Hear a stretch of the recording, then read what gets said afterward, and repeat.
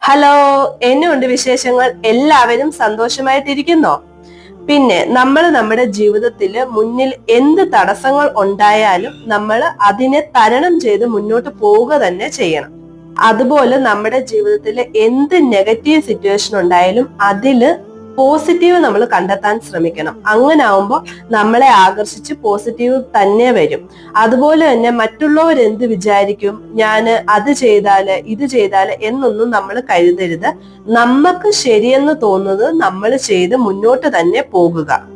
അപ്പൊ നമ്മളെ നിരാശയുടെ ഒരു അംശം പോലും നമ്മളെ സ്പർശിക്കുകയോ നമ്മൾ അതിലേക്ക് വീഴുകയോ ചെയ്യത്തില്ല. അപ്പം എന്ത് കാര്യത്തിനും നമ്മൾ നന്ദിയുള്ളവരായിരിക്കണം. എല്ലാ കാര്യത്തിനെയും തരണം ചെയ്ത് നമ്മൾ മുമ്പിലോട്ട് തന്നെ പോകണം.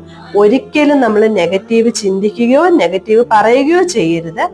അപ്പം that's all. Thank you. Bye bye. I love